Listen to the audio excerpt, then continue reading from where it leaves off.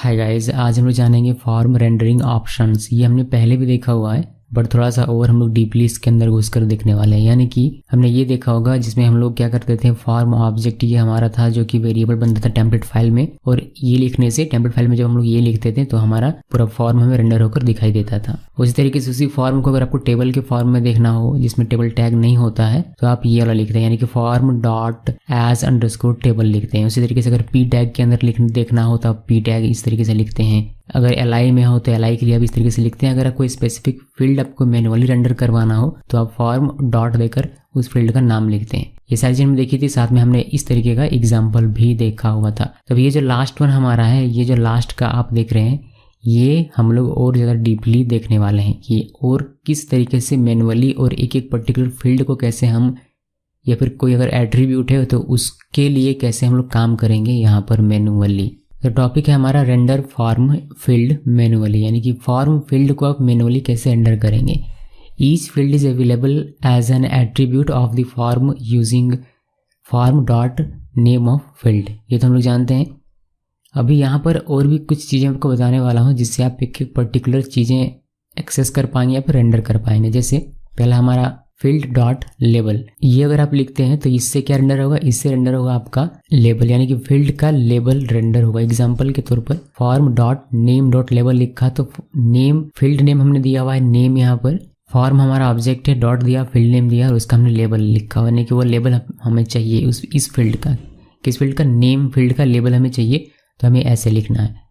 उस तरीके से अगर लेबल टैग चाहिए तो आप ये लिखेंगे, this fields label wrapped in the appropriate HTML label tag. This includes the form's label suffix. The default label suffix is a colon. इसका एग्जांपल कुछ इस तरीके से है, फॉर्म डॉट नेम, नेम की जगह कोई फील्ड, जिस भी फील्ड का आपको लेबल टैग चाहिए वह आप फील्ड नेम यहाँ पर लिखेंगे, देन ये पूरा आपको लिखना है। इसी तरीके से और भी है, जैसे ID_4_ लेबल चाहिए, the ID that will be used for this field, तो आप इसके लिए इस तरीके से लिखेंगे। इसके अलावा किसी फील्ड का वैल्यू जानना हो तो आप इस तरीके से लिखेंगे, एग्जांपल के तौर पर ये है। देन एक ये है HTML_name, the name of the field that will be used in the input elements name field. This takes form prefix into account if it has been set. Then इस तरीके से हेल्प टेक्स्ट के लिए है। उसके बाद आपका फील्ड डॉट फील्ड है जिसमें लिखा the field instance from the form class that this bound field wrap, you can use it to access field attributes. तो फील्ड एट्रीब्यूट्स यूज़ करने के लिए आप इसका यूज़ कर सकते हैं। जैसे कि एक हमारा यहाँ पर हो गया name dot field dot help text, तो ये एट्रीब्यूट में जो भी होगा हमें वह दिखाई देगा रेंडर होकर। इसके अलावा हिडन फील्ड के लिए इनपुट हिडन होता है, आप लोगों को पता होगा अगर HTML आपने ठीक से पढ़ा है तो उसके लिए ये है। इसके लिए सिर्फ वो चेक करेगा कि ये वाला फील्ड हिडन है या नहीं है, मतलब ये वाले फील्ड में हिडन इनपुट टाइप लगाया गया है या नहीं लगाया गया है, उसके अकॉर्डिंग ये ट्रू और फॉल्स रिटर्न करके आपको देगा। इसमें लिखा this attribute is true if the form field is a hidden field and false otherwise. It's not particularly useful as a template variable but could be useful in condition test such as, जैसे कि आपने पहले check कर सकते हैं if लगाकर कि जो फील्ड है वह हिडन है या नहीं। अगर हिडन है तो ये काम करो और इफ़ को बंद कर देना है।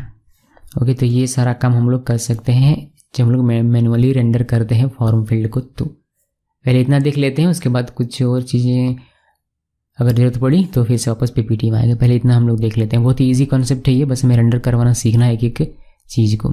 लास्ट टाइम हमने प्रोजेक्ट GS 30 में काम किया था, अभी हम लोग 31 क्रिएट करेंगे, जिसके लिए हमें लिखना है Django admin start project GS 31 और हमारा ये प्रोजेक्ट क्रिएट हो गया 31। ये वाला एप्लीकेशन यहाँ से हम लोग कॉपी कर लेते हैं। अगर आपको नहीं पता है कि इस एप्लीकेशन में क्या कोड है तो इसके लिए आपको मेरा पिछला वीडियो देखना पड़ेगा। मैं सिंपली इसको कॉपी कर ले रहा हूँ पुराने प्रोजेक्ट से, और अभी जो हमने प्रोजेक्ट बनाया उसमें मैं पेस्ट कर देता हूँ। इसके अलावा हमें इस एप्लीकेशन को जब भी हमने कॉपी पेस्ट किया उसको हमें इंस्टॉल करना पड़ेगा, तो यहाँ इंस्टॉल कर लेते हैं। इसको नीचे कर देता हूँ मैं, यहाँ इंस्टॉल करेंगे। इसके लिए इनरोल ये लिख दिया मैंने। देन हमें कुछ और चीज़ें करनी पड़ेगी, जैसे कि इसका URL हमें लिखना पड़ेगा। तो URL मैं पुराने वाले से कॉपी कर लेता हूँ यहाँ से।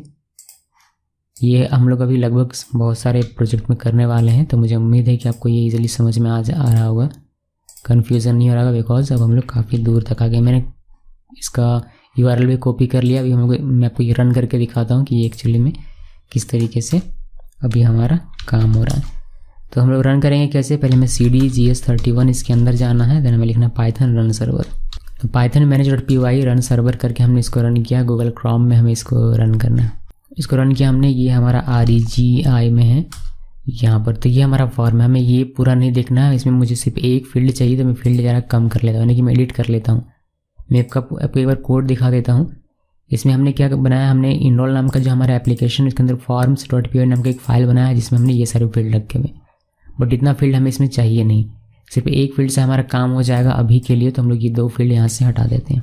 तो ये फॉर्म क्लास मैंने बनाया। देन views.py फाइल में जाएंगे तो यहाँ पर हमने उस क्लास का एक ऑब्जेक्ट बनाया हुआ है, और इस ऑब्जेक्ट हमने ऑर्डर किया, बट हमें ऑर्डर का नहीं चाहिए। तो मैं इसको हटाता हूँ। ये पिछला एग्जाम्पल का मेरा कोड है, इसको भी मैंने हटा दिया। बस हमें ऑब्जेक्ट चाहिए था, ऑब्जेक्ट बन गया, और ऑब्जेक्ट को हमने इस टेम्पलेट फाइल में पास कर दिया हुआ। तो टेम्पलेट फाइल भी मैं आपको दिखा देता हूँ। ये हमारा टेम्पलेट फाइल है जो कि सिर्फ P से हमें ये दिखा रहा है, बट हमें P भी नहीं चाहिए। मैं इसको कर देता हूँ यहाँ से आउट। सेव कीजिए इसको। सेव करने के बाद इसको रन करके देखते हैं कि अभी हमारा कोड किस तरीके से हमें दिखाई देता है। तो हमारा कोड कुछ इस तरीके से दिखाई दे रहा है। चलिए ठीक है। अभी मैं क्या करने वाला हूँ कि हार्ड कोड करके आपको दिखाता हूँ। इसका मतलब तो आपको पता है कि इससे क्या होता है, हमारा फॉर्म रेंडर करता है। यहाँ से हमारा आज का कॉन्सेप्ट शुरू हो रहा है। तो पहले मैं आपको एक हार्ड कोड करके दिखाता हूँ फॉर्म। ये मैं पूरा हटा दे रहा हूँ यहाँ से। हम लोग क्या करते हैं, एक डिव बनाते हैं इसके अंदर, और यहाँ पर लेवल टैग, और लेवल टैग में हम लोग यहाँ पर ID देंगे, ID_name। ये हार्ड कोड किया जा रहा है, और यहाँ पर नेम और कॉलन दे दिया। उसके बाद एक इनपुट फील्ड लिखेंगे, और इनपुट हम लोग टेक्स्ट रखेंगे, और नेम इक्वल हमारा बनेगा नेम, और यहाँ पर रिक्वायर्ड ये रहेगा, और इसका ID हम लोग देंगे ID_name। इस बटन की हमें आवश्यकता नहीं, ये बटन मैं यहाँ से हटा देता हूँ। और मैंने इसको क्या सेव करने के बाद इसको करते हैं हम लोग एक बार रिफ्रेश, और देखते हैं कि हमें क्या दिखाई देता है। देखिए ये हमारा कोड है, ये हार्ड कोड किया, और इसका सोर्स कोड अगर आप देखेंगे तो आपको पता चलेगा कि ये पूरा का पूरा हार्ड कोड किया। यहाँ से पता नहीं चल रहा है, ये तो सब कुछ सेम ही दिखता है, बट हम लोगों ने कोड इसका खुद से लिखा हुआ, ये HTML कोड लिखा हुआ है। अभी हम लोग क्या करने वाले हैं कि सेम यही कोड हम लोग लिखेंगे DTL के फॉर्म में, यानी कि हम लोग वेरिएबल के फॉर्म में बनाकर इसको रेंडर करवाएंगे। कैसे करेंगे, एक नया बना रहा हूँ मैं यहाँ पर डिव। सेम एक एक करके आपको दिखाऊंगा, जो भी हमने अभी PPT में देखा उसी को। तो ये पूरा अगर मैं कॉपी कर लूँ, मैं इनको कॉपी कर लेता हूँ, इस पूरे को कॉपी कर लेते हैं यहाँ से यहाँ तक। अगर मैं इस चीज़ को हार्ड कोड करने के बजाय अगर डायनेमिक बनाना चाहता हूँ तो मैं यहाँ DTL यूज़ कर सकता हूँ। और इसके लिए मुझे क्या करना पड़ेगा, इसके लिए ये हटा देना है, और यहाँ पर हमें मैनुअली इसको करना है। उस मैनुअली करने के लिए हमें फॉर्म ऑब्जेक्ट जो हमारा व्यू फंक्शन से आ रहा है, यहाँ से जो पास होकर आ रहा है ये वाला, ये हम लोग यहाँ पर पहले लिखते हैं डॉट देकर किस फील्ड के लिए लेबल है ये है नेम के लिए। तो नेम, ये नेम कहाँ से लिखा मैंने, यहाँ से नेम फील्ड के लिए। कोई और फील्ड होता तो उसका नाम लिखा जाता, अभी एक ही है तो नेम लिखा। हमें यहाँ पर क्या चाहिए, यहाँ पर हमें चाहिए ID फॉर लेबल। तो ID फॉर लेबल ये लिख दीजिए, इसको सेव कीजिए। सेव करने के बाद जब आप इसको रिफ्रेश करेंगे तो आपको दिखाई देगा सेम एकदम डिट्टो कोड यही वाला। इसको मैं रिफ्रेश करता हूँ, देखिए नीचे आ गया हमारा। इसको अगर आप व्यू सोर्स करेंगे तो यहाँ पर जो आपको कोड दिखाई देगा जो कि हार्ड कोड किया हुआ था वही आपको यहाँ पर भी दिखाई देगा। देखो, जबकि ये वाला हमारा डायनेमिक है। यहाँ पर डायनेमिक मतलब हमने उसको रेंडर करवाया है कोड लिख कर। ओके, तो एक ये तरीका हो गया। इस चीज़ को अगर आपको कभी करना हो तो आप ये वाला कोड लिख कर सकते हैं। ये मेरा बताने का मकसद है। इसी के साथ अगर आपको ये पूरा इनपुट चाहिए, पूरा का पूरा इनपुट, तो इसके लिए आप लिखेंगे, इसको मैंने हटा दिया, और इसके लिए आपको लिखना है फॉर्म ऑब्जेक्ट और किस फील्ड का इनपुट, तो नेम का। तो यहाँ पर आपको नेम लिखना है। इसको सेव कीजिए। सेव करने के बाद इसको कट करके रिफ्रेश, देखिए हमारा वही दिखाई दे रहा है। इसको व्यू सोर्स करेंगे तो यहाँ पर ये हार्ड कोड किया ऊपर वाला, और ये नीचे वाला हमने अभी लिखा। तो इसमें ये पूरा का पूरा हमारा DTL से आया हुआ है, और ये वाला भी हमारा यहाँ रेंडर होकर आ रहा है। तो एक ये हमने देख लिया कि अगर लेबल के अंदर जो 4 एट्रीब्यूट है, इसका वैल्यू अगर आपको इस तरीके से लिखना हो वेरिएबल वाला, यानी कि रेंडर करवाना हो, तो आपको क्या कोड लिखना पड़ेगा। साथ में अगर इनपुट फील्ड को आपको करवाना हो तो आपको क्या कोड लिखना पड़ेगा। जैसे एक यहाँ पर था, सिर्फ एक ही फील्ड है नेम, तो हमने फॉर्म डॉट नेम लिखा, तो ये इसका इनपुट, जो भी इसका इनपुट बनेगा वह हमें यहाँ पर रेंडर होकर दिखाई देता है। एक और अगर होता, मान लेते हैं यहाँ पर एक ईमेल है, ये मैंने हटा दिया, मुझे ईमेल को भी रेंडर करवाना है, तो मैं सिंपली यहाँ पर क्या करूँगा, फॉर्म डॉट ईमेल ऐसे लिख दूँगा, तो मुझे सिर्फ इनपुट दिखाई देगा, लेबल नहीं, लेबल के लिए कोड हमने नहीं लिखा हुआ, सिर्फ इनपुट। तो हमने इसको रिफ्रेश किया, देखिए हमें यहाँ इनपुट दिखाई दे। इसका अगर सोर्स पेज देखेंगे, यहाँ पर आपको देखिए इनपुट ईमेल का दिखाई देगा इस कोड की वजह से। बाकी आप चाहें तो इसका लेबल इस तरीके से लिख सकते हैं या फिर और भी तरीके हैं। तो ये एक एग्जांपल मुझे दिखाना था, मैंने दिखा दिया। यहाँ से हम लोग ये वाला हटा देते हैं। अब मान लीजिए कि ये पूरा लेबल टैग भी हमें चाहिए, जैसे हमने इनपुट के लिए ये वाला पूरा लिखा तो हमें पूरा इनपुट मिल जाता है कि हमें पूरा लेबल टैग चाहिए। तो उसके लिए क्या करना होगा, उसके लिए हम लोग इसको पहले एक बार कॉपी कर लेते हैं। देखिए पूरा हमें इस तरीके से हार्ड कोड नहीं करना है, बल्कि हमें पूरा लेबल चाहिए, तो ये वाला हटाते हैं और यहाँ पर आपको सिंपली लिखना है फॉर्म डॉट, कौन से फील्ड का लेबल चाहिए, मुझे नेम फील्ड का चाहिए, तो मैंने नेम लिख दिया और यहाँ पर आपको लिख देना है लेबल टैग और इसको सेव कीजिए। सेव करने के बाद ये तीसरा वाला हमारा है, ध्यान रहे एक ऊपर में हार्ड कोड किया हुआ, ये दूसरा हमारा ये वाला एग्जांपल है और अभी हमने तीसरा वाला लिखा हुआ है। इसको सेव किया, सेव करने के बाद इसको रिफ्रेश करेंगे तो यहाँ पर आपको ये दिखाई देगा। इसका व्यू सोर्स करते हैं, देखिए लास्ट हमारा तीसरा वाला है जिसमें हमने रेंडर करने के लिए लिखा था, ये रेंडर होकर हमारा कुछ इस तरीके से बन रहा है। तो आप हार्ड कोड करने के बजाय सिंपली ये वाला अगर लिखेंगे तो आपका लेबल टैग बन जाएगा सभी एट्रीब्यूट के साथ। ये वाला लिखेंगे तो पूरा इनपुट आपका बन जाएगा सभी एट्रीब्यूट के साथ। अब मान लीजिए किसी फील्ड का आपको लेबल चाहिए, तो उसके लिए आपको क्या करना पड़ेगा, मैं यहाँ पर कॉपी नहीं करता हूँ, इस बार डिव बनाया एक, यहाँ पर आपको क्या करना है, यही करली क्लोज फॉर्म डॉट किसका चाहिए, नेम का चाहिए तो नेम, और यहाँ पर सिर्फ लेबल लीजिए। सेव कीजिए इसको, ये वाला हमें देखना है। सेव किया मैंने इसको, सेव करने के बाद इसको जब हम रिफ्रेश करेंगे, इसको नहीं इसको, तो यहाँ पर आपको उसका लेबल दिखाई देगा। लेबल मतलब टेक्स्ट, लेबल का जो टेक्स्ट होता है वह कॉलन नहीं यहाँ पर आपको दिखाई देता है, जो भी इसका टेक्स्ट बनता है, यानी कि यही सोर्स पेज में ही दिखाता हूँ, यहाँ पर आपको देखने को मिलेगा। सोर्स पेज में जाना है, जो इसका नाम है ये वाला, ये आपको दिखाई देता है। तो ये हमने यहाँ पर रेंडर करवा लिया है। अगर आपको आवश्यकता पड़ती कभी मैच करने की कि इस फील्ड का ये नाम हो तो ये हो, तो उस केस में आप ये सारी चीज़ें इस्तेमाल कर सकते हैं। पर डिस्प्ले करना भी हो तो आप इसका इस्तेमाल कर सकते हैं। ओके, इसके बाद हमारा एक और है, इसका वैल्यू अगर आपको जानना हो, यानी कि इस फील्ड में जो नेम फील्ड है हमारा, इसमें क्या वैल्यू है। अगर कोई डिफ़ॉल्ट वैल्यू, इनिशियल वैल्यू रहता है, वह वैल्यू अगर आपको डिस्प्ले करना हो तो आप कैसे कर सकते हैं। उसके लिए आपको लिखना है यहाँ पर फॉर्म डॉट किस फील्ड का, नेम फील्ड का वैल्यू मुझे चाहिए, तो मुझे यहाँ वैल्यू मिल जाएगा। अभी आपको कुछ भी नहीं दिखेगा, ये ब्लैंक दिखेगा, बिकॉज यहाँ कोई भी हमने इनिशियल वैल्यू दिया हुआ नहीं है। जिसको रिफ्रेश किया तो ये नन आपको दिखाई दे रहा है। कुछ वैल्यू डालकर दिखाता हूँ मैं आपको, ताकि आपको ये ठीक तरीके से समझ में आए। तो यहाँ पर हम लोग इनिशियल वैल्यू डाल सकते हैं, या फिर हम लोग यहाँ से भी इनिशियल वैल्यू डाल सकते हैं। यहाँ से हमने देखा हुआ है, मैं आपको यहाँ से दिखाता हूँ। ओके, तो इनिशियल ऐसे आपको लिखना है और यहाँ पर आप नाम लिख सकते हैं, जैसे मैंने दिया सोनम। तो ये इनिशियल वैल्यू हो गया इस फील्ड के लिए, और यही वैल्यू आपको मिल जाएगा इस कोड से। इसको सेव किया है मैंने। सेव करने के बाद इसको जैसे हम लोग रिफ्रेश करेंगे, देखिए हमें यहाँ सोनम इसका वैल्यू मिल जाता है। इसमें तो रहेगा ही, ये फील्ड है इसका, तो ये तो रहेगा ही। मतलब वैल्यू चाहिए तो आपको सिंपली ये लिखना है, आपको वैल्यू मिल जाएगा। इसमें BR लगा देते हैं ताकि हमारा एक एक लाइन में ये दिखे, वरना सेम लाइन में दिख रहा है। सेव किया, इसको सेव करने के बाद इसको हम लोग रिफ्रेश करते हैं, तो देखिए अभी हमें ये सही तरीके से दिखाई दे रहा है। हमें एक और हमारे पास है जिसमें हम लोग नेम का वैल्यू पता कर सकते हैं, यानी कि नेम एट्रीब्यूट में जो वैल्यू होता है उसको पता कर सकते हैं। उसके लिए हम लोगों को लिखना होता है फॉर्म डॉट, जिस भी फील्ड का आपको पता करना है वह फील्ड का नाम, जैसे मेरे केस में नेम है तो मैंने नेम लिखा, और यहाँ पर आपको लिखना है HTML_name। सेव किया मैंने इसको। सेव करने के बाद इसको रिफ्रेश करते हैं, तो देखिए आपको यहाँ नेम मिल जाएगा। ये क्या है, ये है आपका सोर्स पेज में जाइए और यहाँ पर देखिए, यहाँ जो नेम एट्रीब्यूट में वैल्यू है नेम, वही आपको यहाँ पर मिल जाता है इस कोड से। तो ये सारी चीज़ें आप पता कर सकते हैं इन तरीकों से लिख कर। उसके बाद एक हेल्प टेक्स्ट है।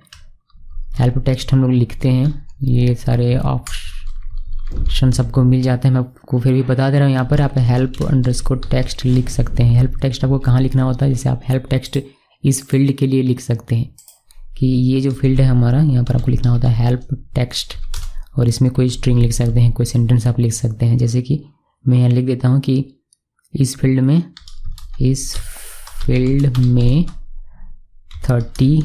कैरेक्टर ही लिख सकते हैं। तो ये एक हेल्प मैसेज मैंने दे दिया यूज़र को, उसको पता है कि इसमें 30 कैरेक्टर से ज़्यादा नहीं लिख सकते, इतना ही लिख सकते हैं। तो इस चीज़ को एक्सेस आप कैसे करेंगे, इसी को एक्सेस करने के लिए आपको ये वाला कोड लिखना होता है। देन ये रेंडर होकर आपको आपके स्क्रीन पर, यानी कि यूज़र के स्क्रीन पर दिखाई देगा। तो ये एज एन एरर आप कहीं भी शो कर सकते हैं, या फिर एज ए मैसेज शो कर सकते हैं। हेल्प मैसेज के तौर पर इसको आप शो करवा सकते हैं। इसका व्यू सोर्स करेंगे तो ये आपको टेक्स्ट के तौर पर इस तरीके से देखने को मिलेगा। इसमें कोई भी टैग नहीं है, ध्यान रखिएगा, ना तो ये पी टैग के अंदर है, ना ही किसी और टैग के अंदर है।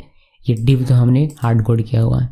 इसके अलावा आपको किसी भी एट्रीब्यूट के बारे में जानना हो तो उसका भी तरीका है।